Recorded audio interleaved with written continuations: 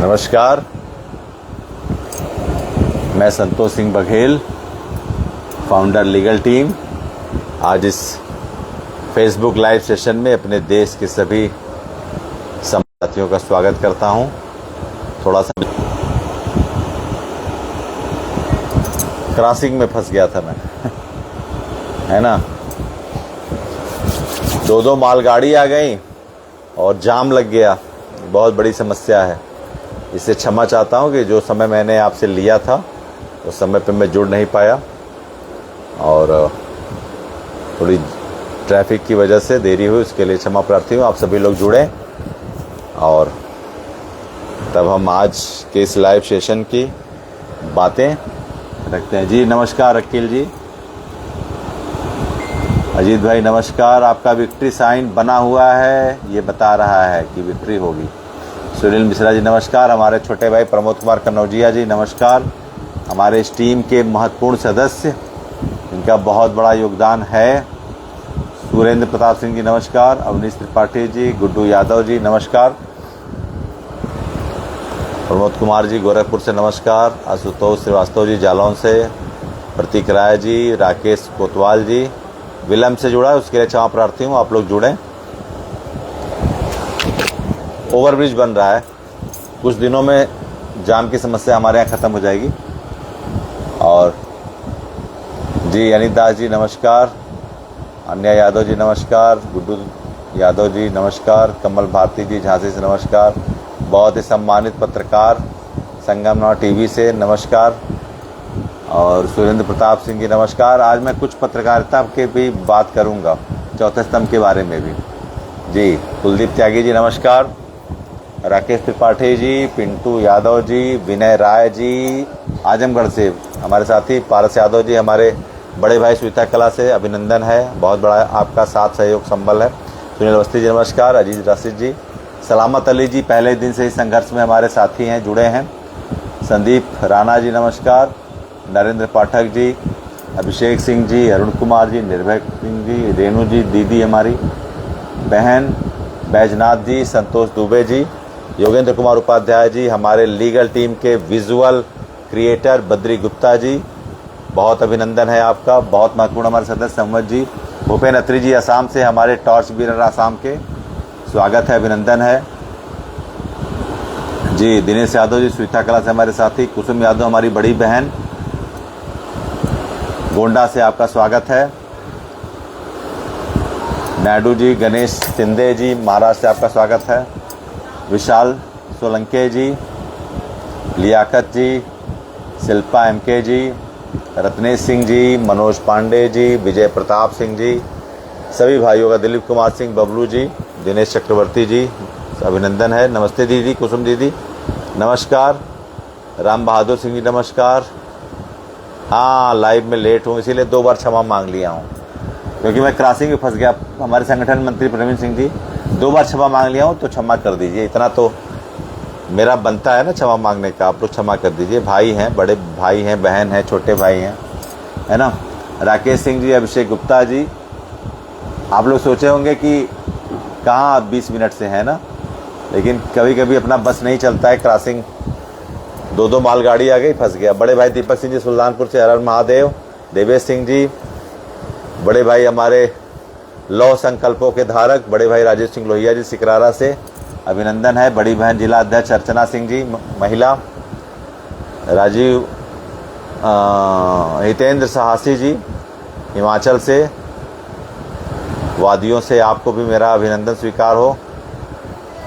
और दीपक सिंह जी, रोहित शर्मा जी नमस्कार। रविंद्र सिंह जी, हमारे सभी शिक्षक साथी, आप लोग जुड़ें तो फिर हम प्रोसीड करें। महत्वपूर्ण बातें। अमरीश जी, गिरिजेश पटेल जी, जो भी हमारे साथी हैं। रुचि साक्या जी, हमारी बहन, जो हमेशा एक मोटिवेशन देती हैं, इंस्पिरेशन देती हैं। राजेश सिंह जी, रुचि बहन, आपका भी स्वागत है। राहुल सिंह जी, सुधाकर सिंह जी नमस्कार। विनीता तिवारी जी नमस्कार। एडवोकेट सूर्यदेव जी, हमारे लीगल इस लड़ाई में हमारे सबसे महत्वपूर्ण साथी, इनके बिना ये लड़ाई संभव नहीं है। हमारे बड़े भाई डॉक्टर विजय कुमार सिंह जी, प्राध्यापक अर्थशास्त्र टीडी कॉलेज, आपको नमस्कार है मेरा। और चुन्नीलाल जी, विनय कुमार सिंह जी, अभिनंदन है। उमेश सिंह जी बड़े भाई भाजपा से कुरेथुन, अभिनंदन है। विनय श्रीवास्तव जी, देखिए आपकी लड़ाई में कितने और वर्गों का भी सहयोग समर्थन मिल रहा है, ये बहुत बड़ी बात है। पंकज शर्मा जी नमस्कार। उमेंद्र प्रताप जी महाराजगंज के हमारे अध्यक्ष, हमारे जुझारू साथी, बहुत बड़ा योगदान इनका है इस संघर्ष में। दिनेश जी, रवि चौधरी जी, सुनील दुबे जी, सूर्यदेव जी एकदम जय श्री राम, हर हर महादेव।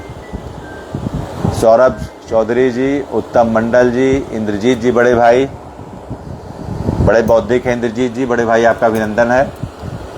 और शैलेंद्र सिसोदिया जी मऊ से जी, बाराबंकी से इंद्रजीत भैया आपका हमसे जुड़े हैं, आपका आशीर्वाद और आपके सारे डिपिक्शन में देखता हूँ, रेलिवेंट जो आप डिपिक्ट करते हैं सारे विषयों पे, कंकरेंट इश्यूज़ पे, बहुत अच्छा लगता है मुझे। सुधाकर सिंह जी, अनुज कुमार सिंह जी और जो भी हमारे साथी जुड़ रहे हैं, I am having the most welcome from my end to all of you who are joining this live session with me. Sukanya ji नमस्कार, very warm welcome to all of you. और हमारी पत्नी भी देखिए जुड़ गई हैं, ज्योति संतोष जी ये भी जुड़ी हुई हैं दूसरे कमरे से, ठीक है। तो आज सभी का स्वागत है, अभिनंदन है। और कल आपने ऐतिहासिक सुनवाई देखी, भारतीय शिक्षक सेवा कालखंड की सबसे बड़ी सुनवाई थी। हमारी लीगल पैनल टीम, जिसमें चौधरी साहब हमारे हनुमान के, समझ लीजिए कि वो उन्हीं के सदस्य इस योजना को कार्य रूप दे रहे हैं।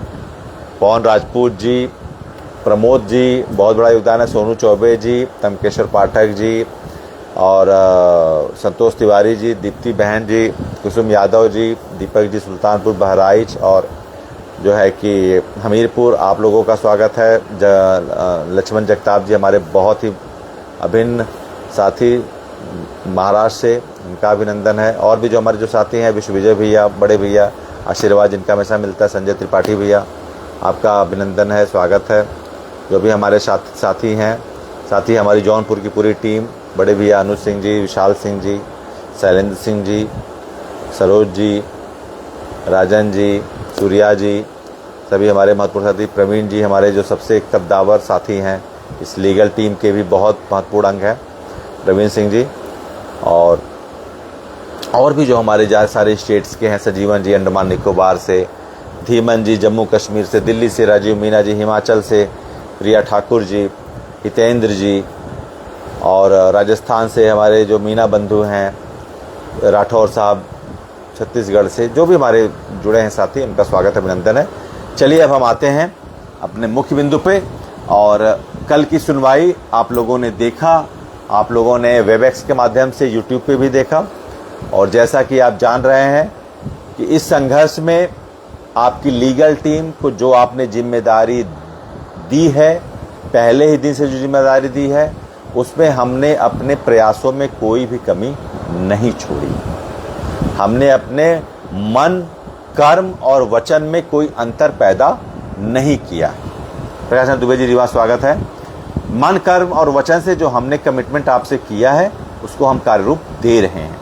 हमने कहा देश के सबसे बेस्ट अवेलेबल काउंसिल्स को हम खड़ा करेंगे। आप सभी ने कल उसको विजुलाइज किया, आप सभी ने देखा कि हमारे देश के सबसे जो बड़े काउंसिल, जो पहले दूसरे नंबर पे आते हैं, आदरणीय अभिषेक मनु सिंघवी जी और मुकुल रोहतगी जी, दोनों ने देश के 25 लाख शिक्षकों के इस न्याय संगत, तर्कसंगत मामले को मजबूत तरीके से उनके इंट्रोगेशन में, आदरणीय दत्ता जी के, मसीह जी के इंट्रोगेशन में बहुत मजबूत पैरवी, बहुत मजबूत तर्क और साक्ष्यों के साथ, मैं आपको बताऊंगा विथ एविडेंस, उन्होंने एडमिट किया और बोला, वोकली भी बोला, एज ए टेस्टिमोनियल भी उन्होंने कोर्ट मास्टर के माध्यम से सबमिट भी किया है ना। उन्होंने नोडिंग भी की, आदरणीय बेंच ने नोडिंग भी की कि ठीक है, we will consider about that.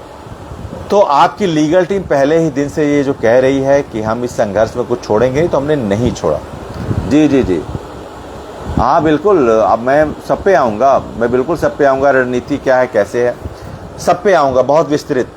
थोड़ा समय आपसे मैं अपेक्षाकृत ज़्यादा लूँगा, जो हमारी एवरेज टाइमिंग है उससे मैं थोड़ा ज़्यादा लूँगा। थोड़ा आप लोग खाना बाद में खाइएगा, आज मेरी रिक्वेस्ट है ना। आज बहुत ज़रूरी सेशन है, इसको सुनिए ध्यान से, और खाना थोड़ा लेट ही खाइएगा आप लोग, कोई इशू नहीं है, ठीक है।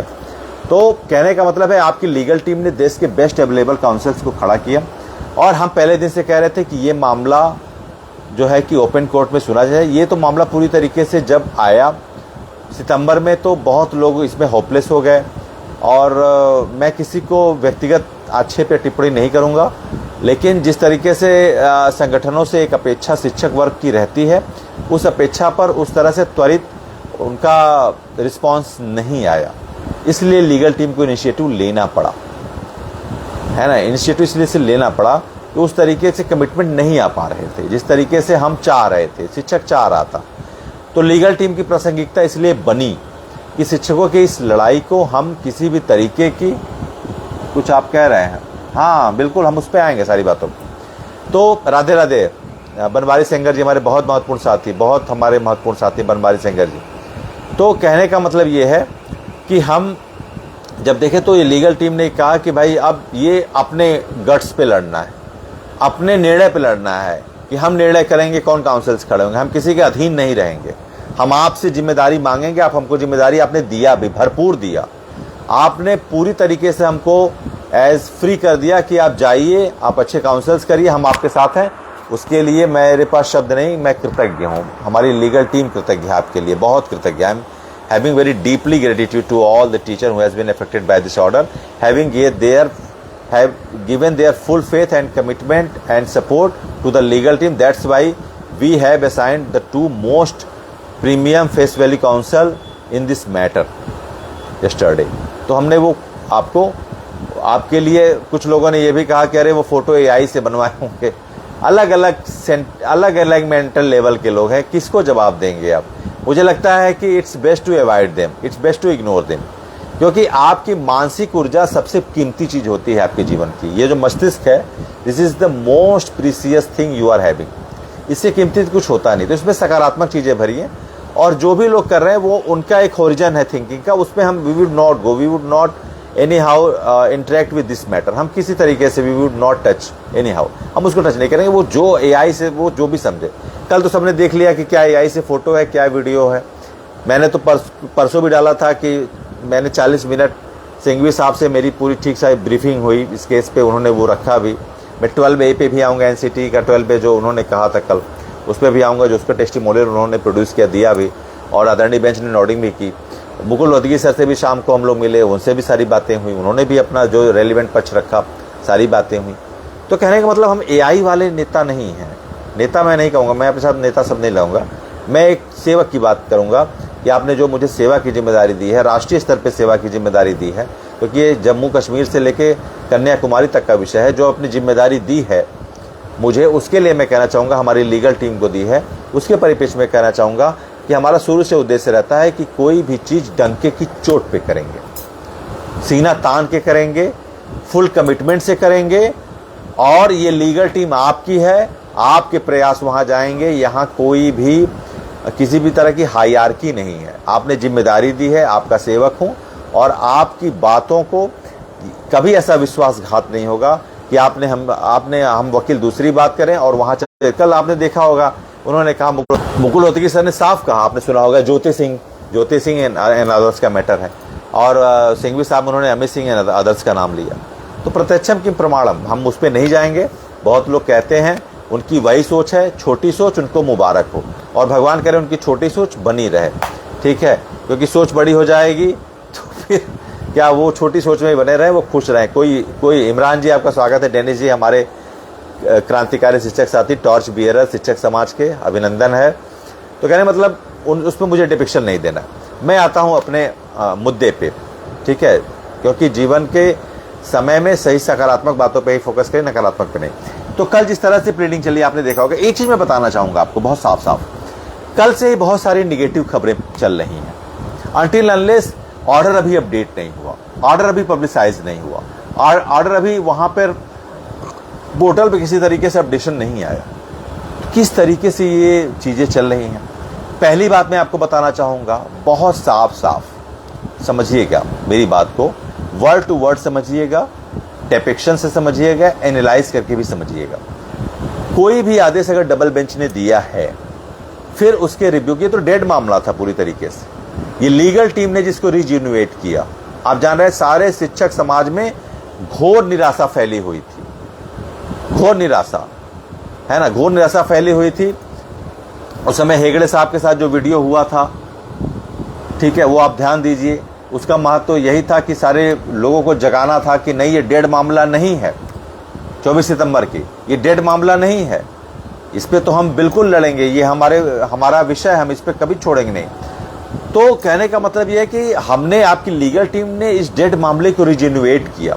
हम शुरू से कह रहे थे कि ये मामला 25 लाख टीचरों का है, 1-2 स्टेट का नहीं है, इसमें जरूर राहत मिलेगी और जरूर सुनवाई होगी। तो जब कोई बेंच 142 का इम्प्लीमेंटेशन करता है, किसी ऑर्डर को मतलब स्ट्रांगली इम्प्लीमेंट करने के लिए, फिर उसमें अगर वो रिव्यू ले रहा है, बात समझिएगा मेरी, 142 के बाद भी रिव्यू ले रहा है, रिव्यू लेने के बाद अब देखिए यहाँ पे 2 फेज आते हैं। एक तो रिव्यू होता है कि चैम्बर में ही उसकी सुनवाई हो जाती है। सुनवाई क्या होती है, वो एक मोनो जो है कि रेफरेंसेस होते हैं कोर्ट के बेंच के, वो बैठते हैं, वो उस पर मार्क कर देते हैं, it is likely to be heard later on और it is dismissed right now, दोनों चीज़ें होती हैं। लेकिन हम कह रहे थे चूंकि भारत के इतने का मामला है, ये जरूर सुना जाएगा ओपन कोर्ट में, और आदरणीय दीपांकर दत्ता जी और उनके बेंच का अभिनंदन भी हमने किया कि वो इस मसले को सुनने के लिए ओपन कोर्ट रेफरल किए। अब सुनिए, ओपन कोर्ट रेफरल तभी होता है, कोई भी बेंच अगर अपने सेटबैक में जाता है, सेटबैक का मतलब अपने आदेश को रिवर्ट कर रहा है, तो कल का जो इंट्रोगेशन है वो तो क्वाइट नेचुरल है, वो तो पूछेंगे, बेंच तो सेटिस्फाइड होना चाहेगा ना। बेंच अपने उन पॉइंट्स पे जो उसने आदेश दिया है, वो तो आपके रिस्पेक्टिवली जो भी आपके काउंसिल्स हैं उनसे वो अपेक्षा करेगा कि वो हमारे इस ऑर्डर में कहाँ पर कोई न कोई कमी पा रहे हैं या कहाँ पर संशोधन या समीक्षा की गुंजाइश है, वो हमें बताएं। तो उसी एंटिसिपेशन में बेंच की तरफ से वो चीज़ें इंट्रोगेशन में आ रही थी। That is quite normal. If any pleading is going on in any chamber on any matter, it is quite natural, if it is correlated with the review one, the interrogation is quite natural. Interrogation होगा, वो पूछेंगे। The chamber is supposed to be satisfied by your logical and legitimate pleading contents. वो संतुष्ट होना चाहेगा। उसी के प्रत्याशा में जो हमारे काउंसिल थे, वो बार बार अभी जो है कि विक्रमजीत बनर्जी जी जो थे assistant solicitor general Uttar Pradesh सरकार से, उसके अलावा मध्य प्रदेश सरकार से जो थे, वो फिर हमारे दोनों काउंसिल्स आए, अभिषेक मनु सिंघवी जी, मुकुल रोहतगी जी, और उसके बाद पटवालिया जी आए, विकास सिंह जी आए, मतलब 2 सॉलिसिटर जनरल, गंगेली जी आए वहाँ से, झा साहब आए ट्राइबल से, 5 रिटायर्ड जज, 2 सॉलिसिटर जनरल और 10 से 12 प्रीमियम फेस वैल्यू के काउंसिल्स पहली बार इतिहास में किसी मसले को लेकर एक साथ आए थे और उन्होंने अपनी मजबूत पैरवी। बार बार देखिए, वो जज साहब का क्वालिटी एजुकेशन को लेके जो आ रहा था। लेकिन एक बात और बता दूं, वहाँ पे कोई बहुत मामला टेंस नहीं था, क्योंकि मैं खुद कोर्ट रूम में था, कोर्ट रूम में मैं था। वो उनका इंट्रोगेशन था, वो सेटिस्फाइड होना चाहते थे, वो चाह रहे थे कि आप प्रोविजन 2 को किसी तरह से क्लैरिफाई करिए। वहाँ आपको बताना चाहूँगा, वहाँ एनसीटी के भी काउंसिल थे। आप में से बहुत लोगों को नहीं पता होगा, लेकिन मैं एक चीज़ बताना चाहूँगा। बहुत लोगों ने कहा कि एनसीटी के काउंसिल्स को बुलाना चाहिए। एनसीटी काउंसिल थे, उनको नोटिस गई थी, वो थे वहाँ पर, क्योंकि प्लीडिंग उस लेवल पे नहीं जा पाई जहाँ पर उनकी अकाउंटेबिलिटी जवाब देने के लिए बनती, वहाँ पे नहीं, इसलिए वो थे वहाँ पर, वो नहीं आए। हुआ ये वहाँ पर उस समय जब बहस चली, जी सारे काउंसिलर्स ने अपना पक्ष रखा। जब सिंघवी साहब का आया, सिंघवी साहब ने भी अपना पक्ष रखा। सभी का यही था कि प्रोविजन 2 में जो लिखा गया है वो वास्तव में 2023 का 2010 के नोटिफिकेशन में साफ साफ लिखा है। 23(1) में न्यूनतम अर्हता अगर है तो उसकी व्याख्या करने के लिए उन टीचरों के लिए जो इसके बाद हुई। अब एक बार बहुत ध्यान सुनिएगा, उसमें बहुत सारे टीचर पैनिक हो गए, उनके साथ 11 है। आप उस पर नहीं, आप नोटिफिकेशन पे पहले रेफर करिए। वो नोटिफिकेशन के हिसाब से ही अभी ये कहेंगे कि इस नोटिफिकेशन, देखिए 23 अगस्त 2010 के पहले के जो भी नियुक्तियाँ हुई हैं 2001 के बेसिस शिक्षा नियमावली से हुई हैं। उसके बाद जो नियुक्तियाँ हुई हैं वो अलग अलग राज्य में एनरोलमेंट के अलग अलग, 29/7/11 यूपी है, 13 फरवरी 2013 महाराष्ट्र है, 31 अक्टूबर 2019 कश्मीर है। वो अलग विषय आएगा, पहले इस पे आने दीजिए। तो सभी का ये था कि जो अमेंडमेंट की बात हुई 2017 की, बार बार जैसा आप उसमें एम्फसाइज कर रहे थे कि please give me some logical interpretation on provision 2। तो सभी काउंसिलर्स ने कहा भी, रोहतगी साहब ने भी कहा कि ये तो वास्तव में उनके लिए है जो 2000, उन्होंने कहा 1 अप्रैल 2010 को ये इम्प्लीमेंटेशन हो। 2009 में 21A में फ्री और कंपल्सरी एजुकेशन के लिए RT एक्ट आया, 1 अप्रैल 2010 से वो अधिनियम बना।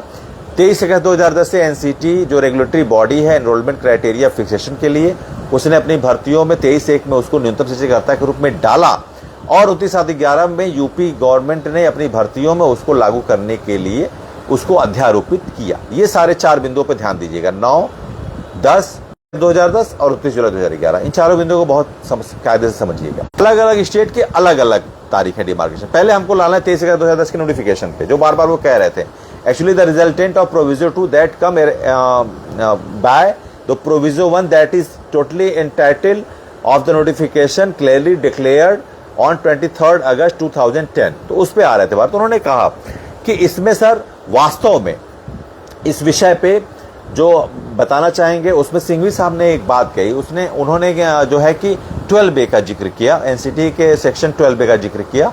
उन्होंने कहा सर एक्चुअली इसमें मैं हरियाणा को भी जोड़ूंगा, मेरी बात सुनिएगा बहुत ध्यान से।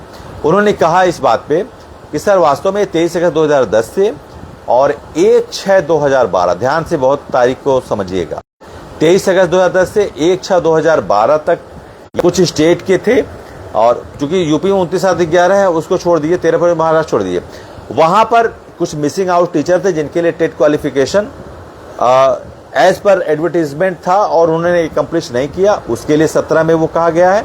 और दूसरी बात ट्रेनिंग प्रोग्राम के लिए था, 582 करोड़ अलॉटमेंट हुए थे, इंफ्रास्ट्रक्चर मजबूत कराना था, ट्रेनिंग जो वहाँ के इंफ्रास्ट्रक्चर हैं NIS के और हमारे जो जिला शिक्षा प्रशिक्षण केंद्र उनके लिए था। और उस पर एक हमारी महिला अधिवक्ता ने फ्लॉलेस सारी बातें भी रखी। उन्होंने ये भी कहा बार बार जब जज साहब आ रहे थे कि वो कह रहे थे कि I am telling about the teacher, वो कह रहे थे बार बार कि टीचर, मैं सिटीजन की बात नहीं कर रहा हूं, यहां पर ये नहीं लिखा हुआ है कहीं पर अमेंडमेंट में कि टीचर अपॉइंटेड आफ्टर 2010, इसमें इन सर्विस टीचर की बात कही गई है। तो सिंघवी साहब ने जो अपना वो दिया और उसके टेस्टिमोनियल दिए, तो जज साहब ने उसको लिया और कहा भी कि या I will consider about that. उन्होंने लिया, नॉडिंग भी की और उन्होंने लिया, और ये उन्होंने कहा सारे बिंदुओं को वो लिख के भी दिया और बताया भी कि एक्चुअली ये 2010 के पहले इन सर्विस टीचर के लिए है ही नहीं, ये उसके बाद के शिक्षकों के लिए। और वही रोहतगी साहब ने भी इम्फेसाइज किया, उन्होंने अधिनियम की तारीख से भी इसको इम्फेसाइज किया। और बार बार जज साहब एक बिंदु पे आ रहे थे, अब उस बिंदु पे आता हूँ।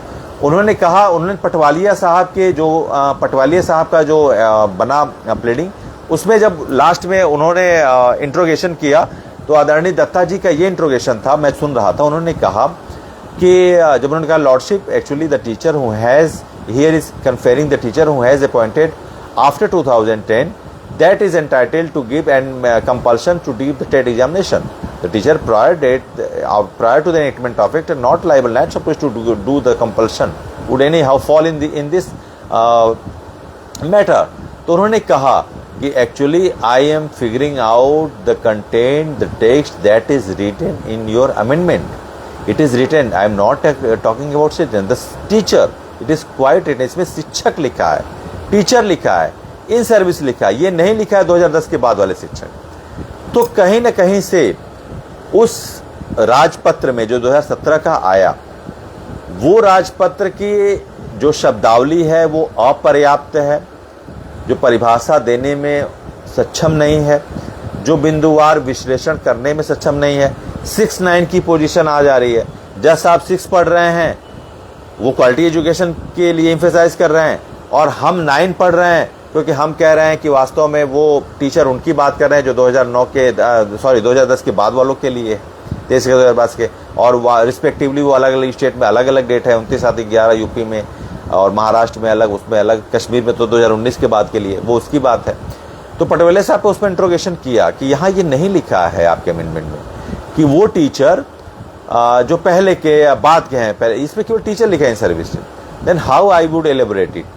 तो कहने का मतलब उसमें ये आया कि एनसीटी के काउंसिल से उनको थोड़ा सा उनको पॉइंट आउट करना चाहिए था कि आप इसमें एक एफिडेविशन या फिर वो दें, ठीक है, नहीं दिए इसका मतलब उन्होंने नहीं चाहा या फिर नहीं हुआ कॉन्सिक्वेंसली, लेकिन उन्होंने जो तर्क थे सिंघवी साहब के, रोहतगी साहब के, उसको उन्होंने नोट डाउन किया।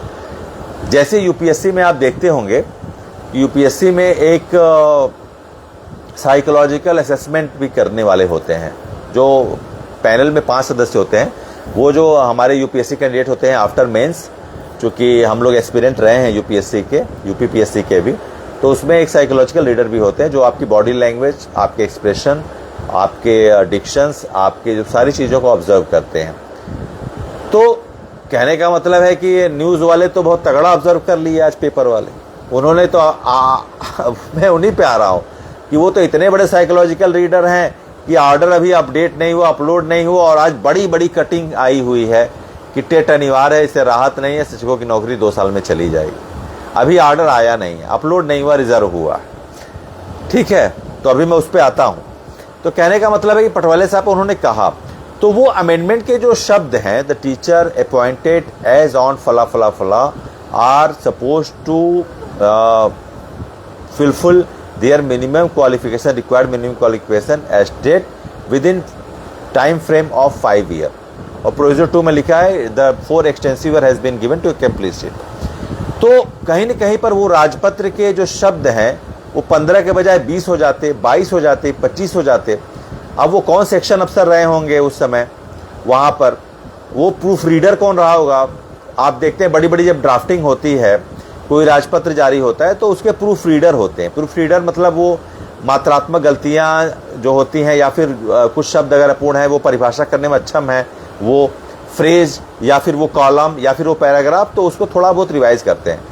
अब वो जिस तरीके से उसके फ्रेजल जो आउटकम्स आ रहे हैं, वो जज साहब कह रहे हैं कि नहीं, इसमें तो वो टीचर हैं जो सभी आते हैं, और हम कह रहे हैं नहीं, वो टीचर जब एक्ट ही 2010 में आया तो कहां से 2010 के पहले के टीचर इसमें आ जाएंगे, 30 साल पुराने 35 साल वाले थे। तो भारत सरकार की इसमें एक कमी है, या तो उसका 2017 से देखिए 26 हो गया है, और 17 से 26 में शुद्धि पत्र तो आ नहीं सकता, इतने दिन के बाद क्लर्कियल मिस्टेक का शुद्धि पत्र जारी हो नहीं सकता, संशोधन पत्र, श्वेत पत्र जारी हो सकता है।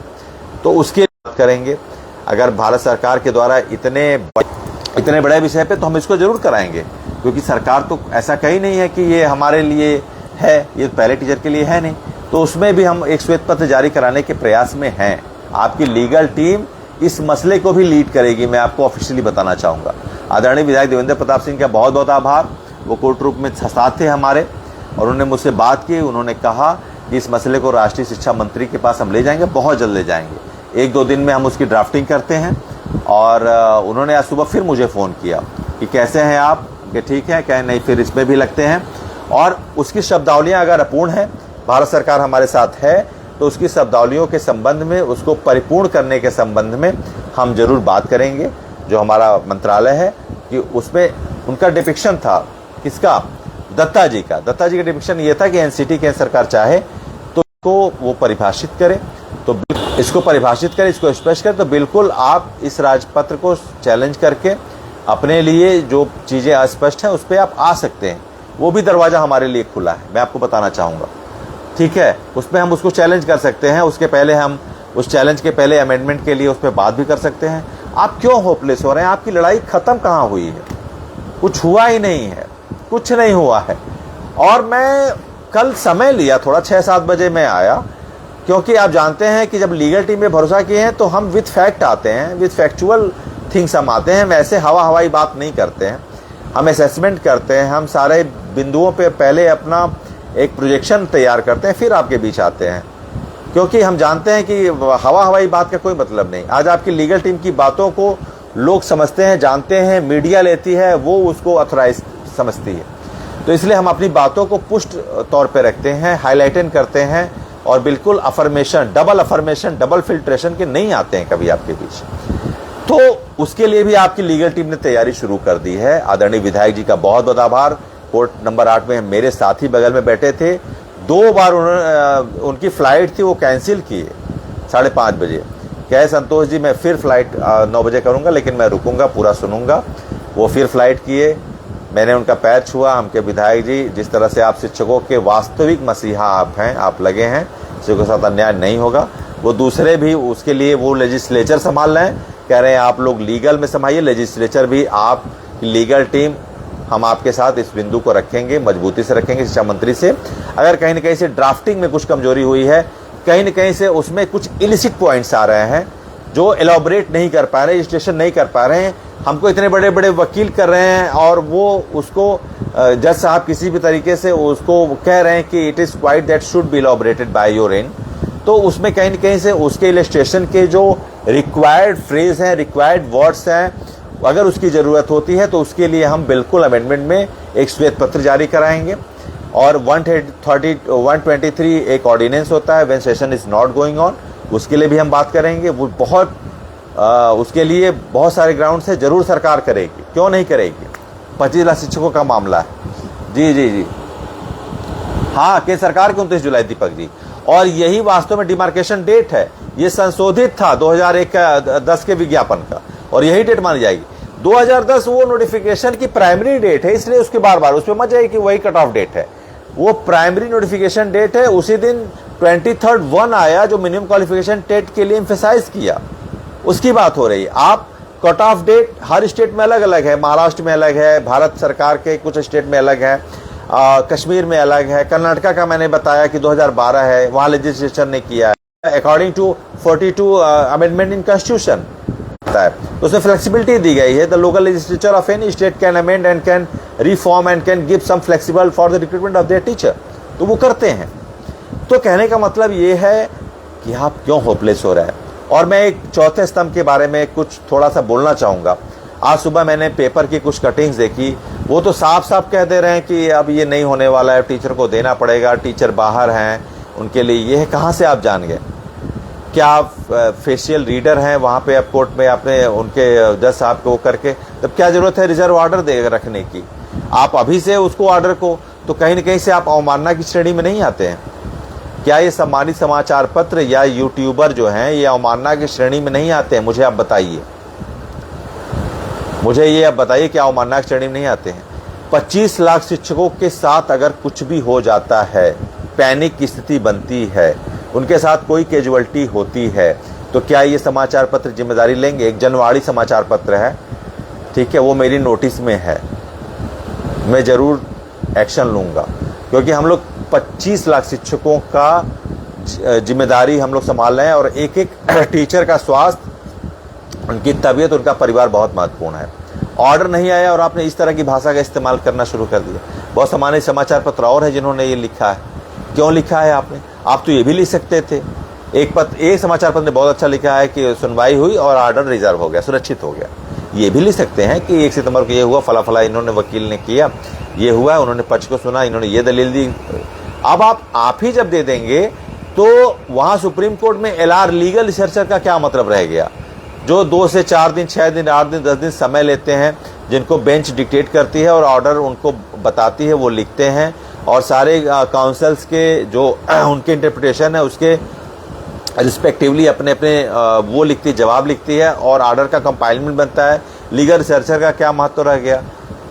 रजिस्ट्री ऑफिस का महत्व क्या रह गया? और तब तो आप ही आज फैसला सुनवाई क्या दे दीजिए, हम लोग फिर ठीक है मान लेंगे कि आप ही हमारे कर्ता धर्ता हैं, कोई इशू है ही नहीं है ना, आप ही सारा कर दीजिए, फिर कोई मतलब ही नहीं है। फिर क्या जरूरत है ऑर्डर रिजर्व करने के लिए, 10-12 दिन वेट करने के लिए, 4 दिन 6 दिन वेट करने के लिए?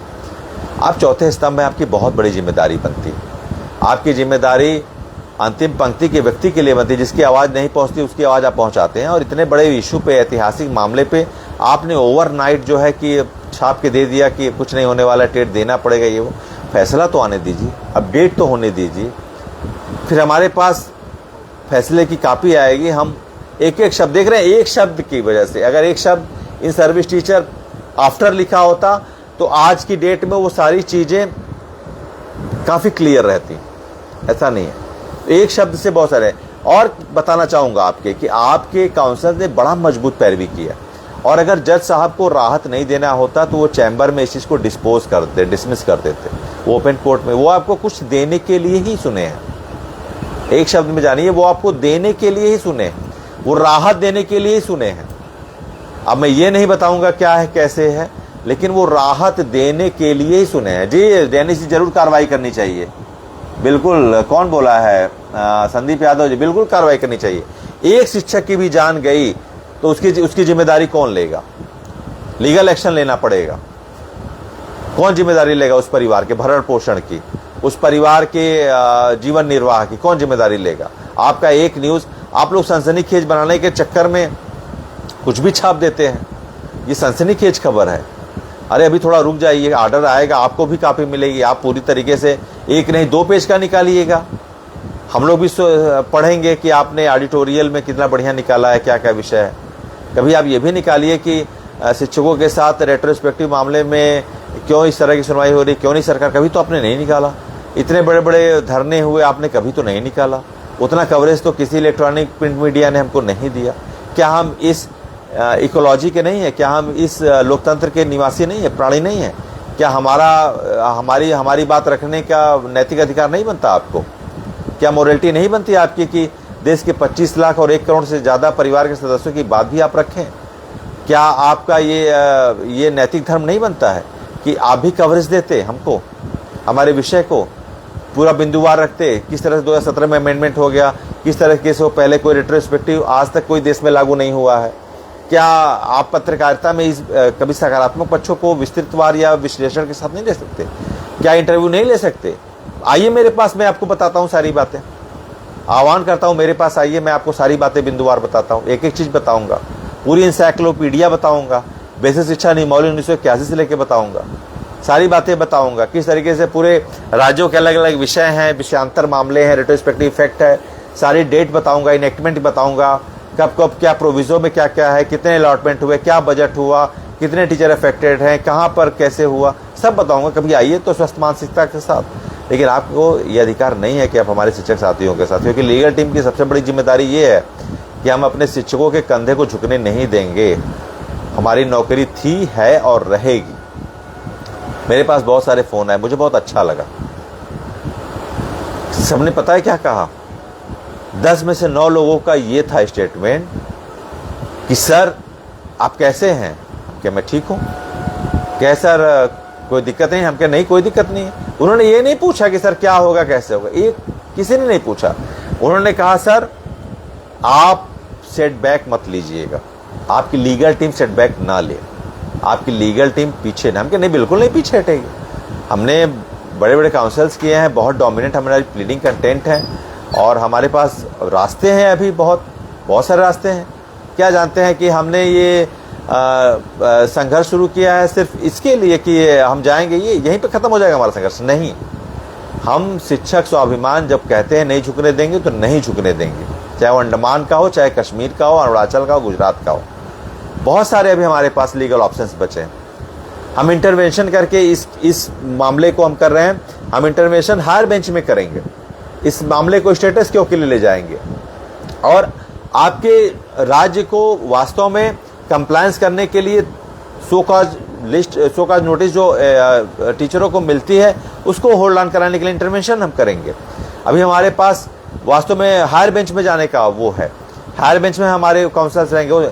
आप सोचिए कि आर्टिकल 30 का मामला, अल्पसंख्यक विद्यालयों का मामला, टीचरों के लिए स्टेट के का मामला, वो हायर बेंच में जा सकता है।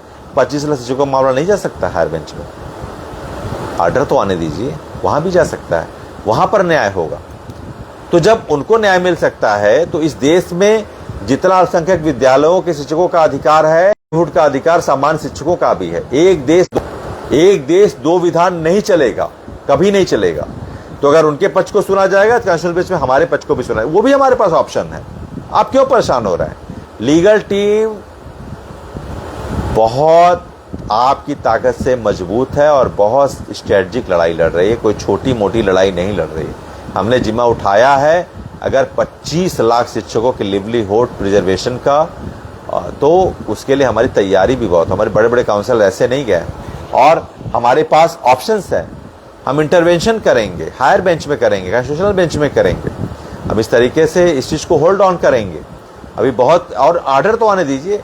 ऑर्डर में आपकी राहत की बात ही आएगी। आपको बताना चाहूंगा वो राहत के लिए ही सुने हैं आपको, नहीं तो वो वहीं पे डिस्पोज कर देते।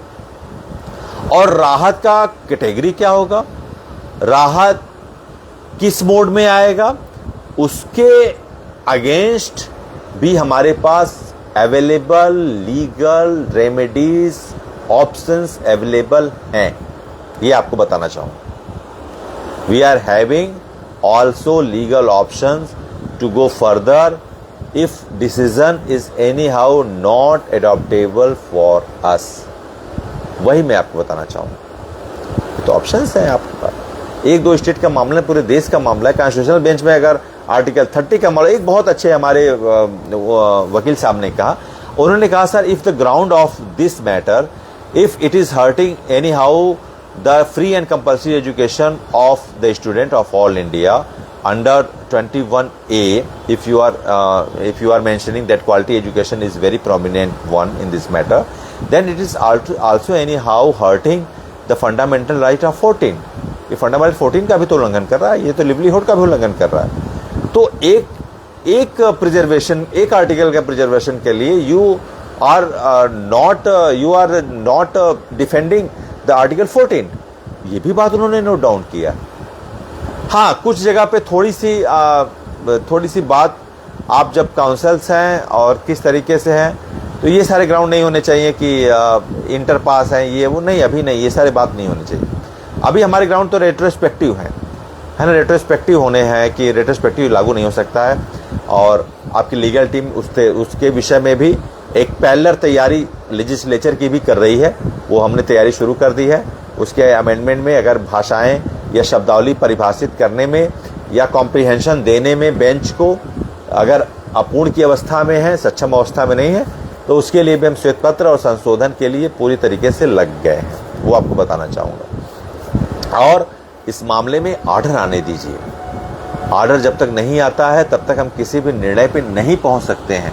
और आप कैसे जान गए हैं? कल रात से ही लोग एंटिसिपेशन कर रहे हैं इस तरीके से, ये हो गया वो। अच्छा ये बताइए, अगर ऐसा ही होता, आप तो कोर्ट में थे नहीं, वहाँ पे तो बहुत सारे लाइट मूड भी बने बेंच के द्वारा, वो सुने, वो स्माइल भी किए दत्ता जी, वो सुन रहे थे, बहुत एनेक्सिकली सुन रहे थे, और बहुत प्लेजेंट एनवायरनमेंट भी था। मैं था वहाँ पे, आप देखेंगे वीडियो में, वो कई जगह पे जो है कि स्माइल भी किए, वो सुन रहे थे, वो इनकरेज भी कर रहे थे, एनकरेजमेंट भी दे रहे थे काउंसिल्स को, वो बहुत रिस्पेक्ट दे रहे थे। उन्होंने कहा भी, सारे सलमान खुर्शीद जी, वेयर वी यू वेयर, अभी आप कहाँ, मतलब क्या sir, I was waiting for 13 minute, last 13 minute मैं वहाँ था। तो अच्छे मतलब एक हेल्दी इन्वायरमेंट था कोर्ट का। और उन्होंने कहा सर, तो उन्होंने भी कहा कि मेघालय में जब इस समय तो टेट था ही नहीं, वो मेघालय को रिप्रेजेंट कर रहे थे, तो बहुत अच्छा वो अप्रोच उनका बुरा नहीं था। आप तो सिर्फ उस पर जा रहे हैं। एक्चुअली क्या है ना कि बहुत सारे ऐसे भी अध्यापक हैं जो टेट पास कर लिए हैं, बहुत हैं जो टेट के हैं, बहुत है जो ऐसे टीचर हैं, मैं नहीं कहना चाहूँगा जो अब भाई 5 साल से कम सर्विस वाले हैं, लेकिन आपको इस तरीके से अपने एक वर्ग को नहीं करना चाहिए टारगेट, आपको इस विषय पे सोचना चाहिए, है ना। तो ये हमारा मकसद यही है कि आप इस लड़ाई में बने हुए हैं। जी जी जी, बिल्कुल ऑप्शंस हैं संजय भैया, बिल्कुल ऑप्शंस हैं, सब खुले ऑप्शंस हैं, और बिल्कुल परेशान मत होइए। आपकी लीगल टीम बिल्कुल इसके लिए लेजिस्लेचर और लीगल अब दोनों फ्रंट पे लीड करेगी और लड़ेगी। और हम जो रिक्वायरमेंट है हम इंटरवेंशन करेंगे, इंटरवेंशन के रिस्पेक्टिवली जो अमेंडमेंट है, अमेंडमेंट के लिए भी हम एक फर्दर रीड करेंगे, उसको चैलेंज करेंगे, और उसके कंप्लायंस में हम लेजिस्लेचर में मिलके हम जो है हमारे जो अकाउंटेबल मिनिस्ट्री है उससे बात करके उसको हम क्लियर आउट कराएंगे। उसका इलिस्ट्रेशन, वो जो इलिसिट फॉर्म है उसको हम इलिस्ट्रेशन दिलाएंगे ताकि वो सही वास्तव में परिभाषित हो सके। ठीक है, तो कहने का मतलब है आपको घबराने की जरूरत नहीं है, कुछ भी ऐसा हुआ नहीं। आप ऑर्डर तो आने दीजिए, 2-4 दिन में भी आ सकता है, ये भी हो सकता है, 4 दिन, 5 दिन, 6 दिन, 8 दिन, 10 दिन, वो एलआर होते हैं, एलआर की जिम्मेदारी होती है, और वो कंपाइलमेंट करेंगे आपके ऑर्डर का।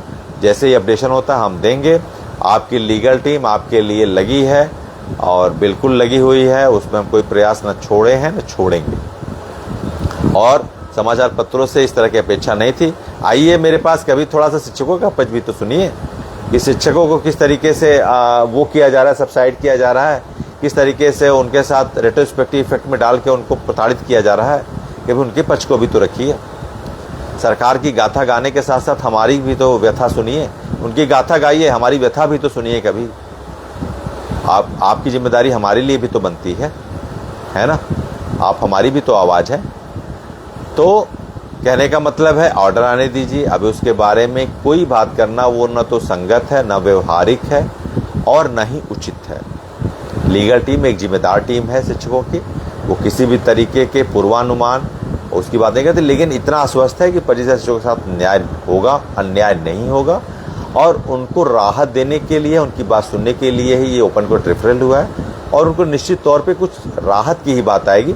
उसके बाद भी हमारे लीगल ऑप्शंस है, जिस तरह की जिस मोड का जिस क्वांटिटेटिव सब्जेक्ट का हमको रिलीफ मिलेगा उसके अगेंस्ट भी हमारे अब आने दीजिए क्या आता है उसके रिस्पेक्टिवली भी हमारे डोमिनेंट ऑप्शंस हैं, बहुत डोमिनेंट ऑप्शन है। आपको घबराना नहीं है, परेशान नहीं होना है। आपकी नौकरी न कहीं गई है न कहीं जाएगी। 62 साल यूपी में, 60 साल किसी और स्टेट में, एमपी छत्तीसगढ़ में आप पूरी नौकरी करेंगे। ठीक है, चलिए बहुत बहुत धन्यवाद, आप लोगों ने समय दिया और फैलाने दी अफवाह जिनको जानकारी। जब इतने बड़े समाचार पत्र अफवाह फैला रहे हैं तो मैं ना समझ कुछ इंडिविजुअल को तो कहना नहीं चाहूँगा। कुछ तो ऐसे हैं जिनके संगठन ने कुछ काम नहीं किया, आज वो कह रहे हैं कि जो है कि देश, कोर्ट और लीगल टीम ने क्या किया। अरे जाओ देखो जरा यूट्यूब पे लीगल टीम ने क्या किया। लीगल टीम के 2 काउंसिल्स खड़े नहीं होते तो लड़ाई का, ये संघर्ष का क्या हाल होता। सारी रिवॉल्विंग लीगल टीम के 2 काउंसिल्स की तरफ हो रही है। अब वो कह रहे हैं कि सरकार ने नहीं किया, कुछ जज ने नहीं किया, लीगल टीम ने कुछ नहीं किया। जाइए प्रत्यक्ष आपको पता चलेगा लीगल टीम को 25 लाख शिक्षकों का भरोसा क्यों कहा जाता है। कुछ हैं बेवकूफ़ टाइप के लोग, वो जीवन भर स्वपीड़ित ही रहेंगे। उनको वो वही कहावत है कि उनके साथ बहस करना मतलब अपनी ऊर्जा और समय का नुकसान करना। कोई विषय नहीं है उनसे बहस करने का, वो अपनी बुद्धि लब्धि में खुश रहें, यही मेरी प्रार्थना है। They are quite remain peaceful in their available intelligent quiescent. Okay, तो ये सारी बातें थी अब तक। अब जो भी अपडेट्स होंगे, जैसे ऑर्डर आता है वो बताऊंगा और निश्चिंत रहिए, कुछ भी ना आपका नुकसान हुआ है ना आगे हो। ठीक है, बहुत बहुत धन्यवाद, आगे फिर मिलते हैं, नमस्कार।